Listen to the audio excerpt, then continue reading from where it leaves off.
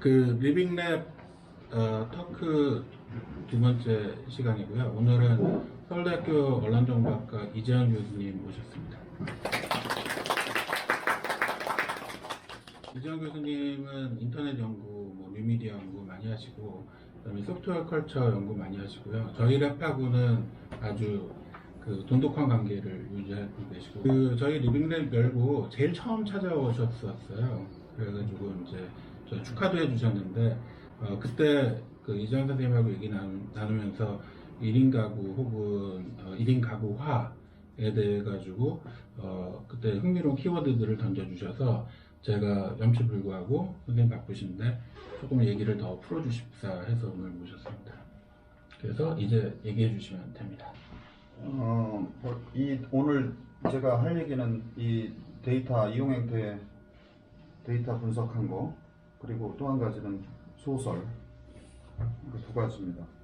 이거는 그 정보통신정책연구원에서 그러면서 그때 이제 기획조사처럼 이제 한 것이 한 3, 4년쯤 됐으려나? 그때 그 1인 가구 문제가 막 그 이슈가 시작될 때, 그 당시 1인 가구 비율이 27.2%, 2020년 추계인가? 그때 보니까 28.6%가 늘어났죠. 거의 29%. 네. 그 실제적으로는 그 안 잡힌 것까지 포함하면 뭐 33%, 35% 정도 될 거라고 지금 추정되고 있어서 1인 가구원들이 미디어 형태가 어떻게 될 건지, 그게 삶의 양식에서 미디어 이용이 되게 중요하잖아요, 요새. 요새처럼 이제 미디어화 또는 테크놀로지화된 일상생활의 삶에서 그 샘플 사이즈도 크지도 않고, 그리고 이게 1인 가구원들을 만나기가 힘들어요. 여러분들은 더 잘 아시겠지만 1인 가구원들을 이제 접촉하기 어려워서, 그리고 사실 1인 가구원들이 그 나 혼자 산다가 그 프로처럼 이렇게 여유로워서 자발적으로 이렇게 된 1인 가구원들이라기보다는 이 사람들 조건이 안 좋고, 그래서 이 사람들의 미디어 이용 행태도 다분히 뭔가 탈구가 되어 있을 거다. 거창하게 표현하면. 그래서 우리가 이상적으로 이론적으로 상정하는 거랑 다를 거다, 뭐 그런 생각을 갖고 있었죠. 그래서 이 데이터를 갖고 내가 처음으로 진짜 하는 거예요.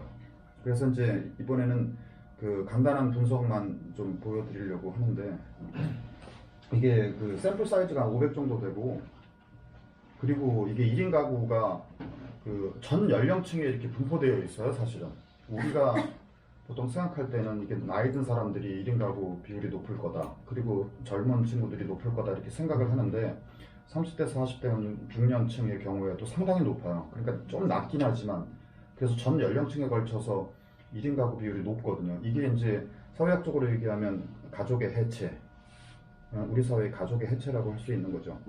그래서 여기 샘플을 보면 그 1인 가구원, 2인 가구원 이렇게 이제 가구 형태를 나눠서 이제 통제하기 위해서 양쪽 뒷단을 받고, 요거는 이제 그 단말기 TV 프로그램 보는 거라고 일단 생각하면 1인 가구원들이 상대적으로 TV 이용이 적죠. 약간 스마트폰 같은 경우에는 나는 1인 가구원들이 더 많을 줄 알았거든요. 그래서 이런 부분들이 이제 좀 심층 분석이 필요한 건데, 데스크탑 PC 같은 경우에는 확실히 이럴 것 같고요. 이건 확연하게 좀 차이가 좀 있죠. 그다음에 이제 노트북이 이제 드디어 이렇게 노트북의 경우는 모바일 미디어의 두 번째 디바이스라고 할 수 있는 노트북만 1인 가구원의 사용이 많죠. 그 다음에는 이걸 실시간으로 보느냐 아니면 비실시간 VOD 같은 걸로 보느냐, 우리가 이것도 중요한 차이를 나타낼 거라고 우리 예상할 수 있는 측면이잖아요.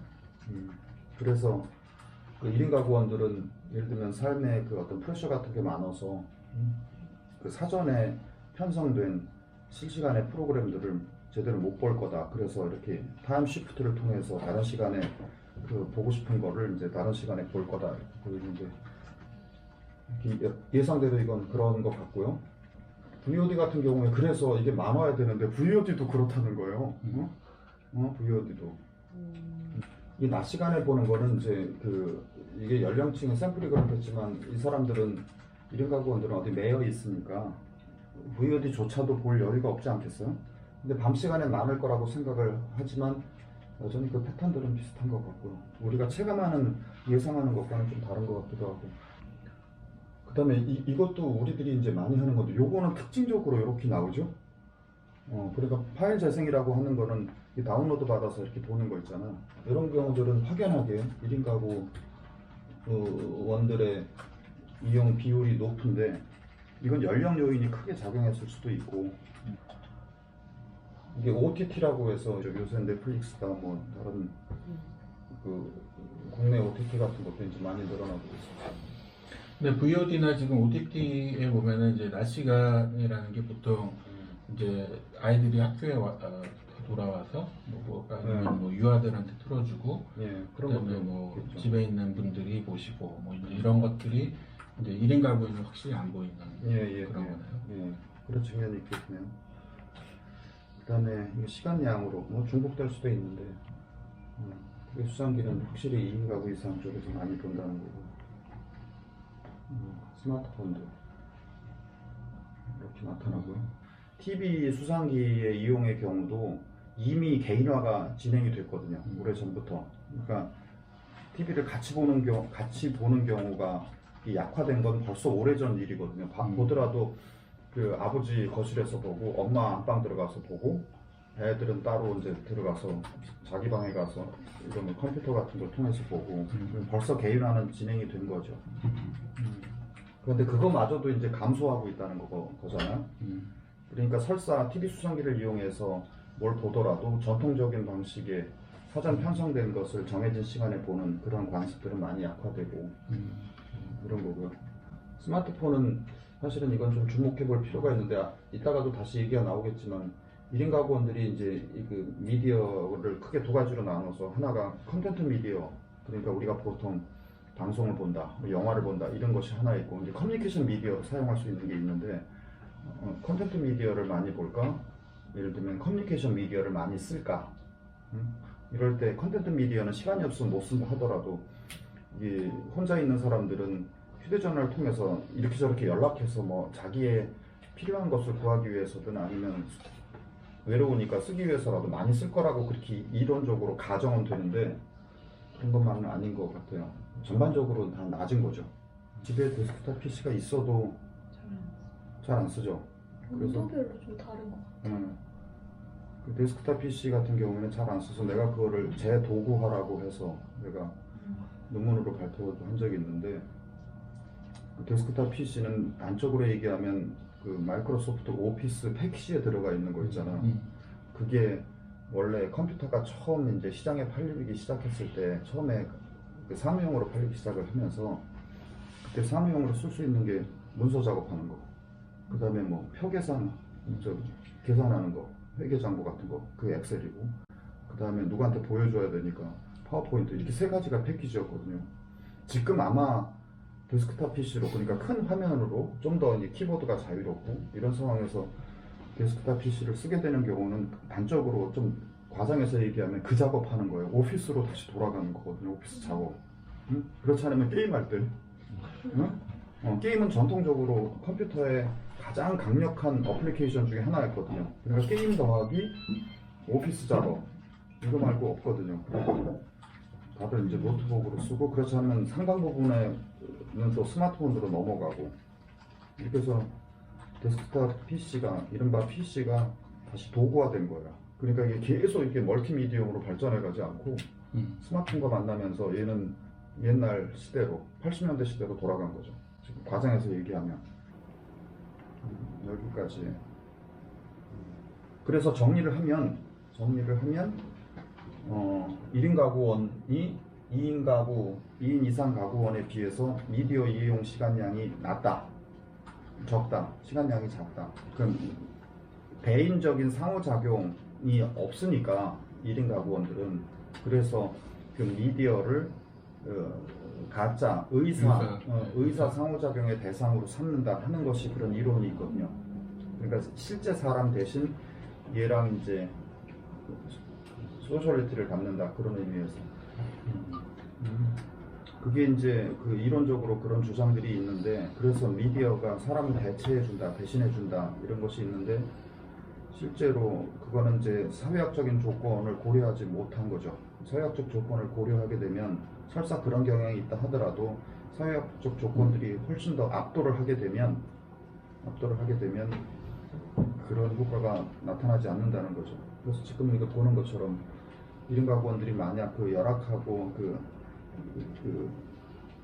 시간적인 그런 압박감에 만약 차 있다면 삶이, 그러면 미디어조차도 이용할 시간이 없는 거죠. 저는 이제 결과적으로 봤을 때 미디어 활용이 이렇다도 중요하지만 그 미디어가 원인적으로 1인 가구화에 기여한다라고도 좀 생각하는 편이거든요. 그러니까 이 정보기술 인프라가 발달해서 뭐 개인 능력이 좋아졌기 때문에 이제 생기는 것도 있지만, 이 미디어가 이 만들어내는 어떤 잠재적 연결성 혹은 어떤 현실에서 아까 말씀하신 대로 의사 교호 활동들 이런 것들을 이제 가져오면서 내가 꼭 가족의 형태를 가지지 않았을 때, 혹은 이제 친구들의 형태를 가지지 않았을 때도 그걸 약간 채워주는 느낌, 이런 것들이 이제 혼자 있어도 덜 외롭다, 혹은 뭐 두렵지 않다, 뭐 이런 생각을 해서 원인적인 효과에 대해서는 어떻게 생각하세요? 글쎄요, 내가 그 부분은 생각을 안 해봤는데, 그게 이제 장기적인 측면에서의 효과일 것 같아요. 장기적인 국면에서 미디어의 그런 것에 대한 익스펙테이션이 있게 되면 굳이 내가 다른 사람과 같이 뼈와 살이 부딪히면서 살지 않아도 이게 충분히 그럴 수가 있다. 그럼 맥만의 용어로 얘기하면 미디어가 익스텐션인데, 익스텐션으로서의 그런 기능들을 충실히 해줄 수 있다고 생각되면 그럴 수도 있겠죠. 그 또 다른 해석의 노력은요, 그 1인 가구가 미디어를 적게 쓰는 것. 제가 여기 가서 이제 보면서 그 이제 소득 수준이 조금 약간 낮은 1인 가구들은 사실은 1인 가구에서 더 불편한 점이 많습니다. 두 가지가 불편한데, 하나는 이제 한 셋의 가재 도구를 마련해야 되니까 이제 돈이 드는 거예요. 이제 가족들하고 있을 때는 이제 나눠 쓰는 것들이 가능한데, 이제 나와가지고 일체의 가재 도구를 마련하는 거죠.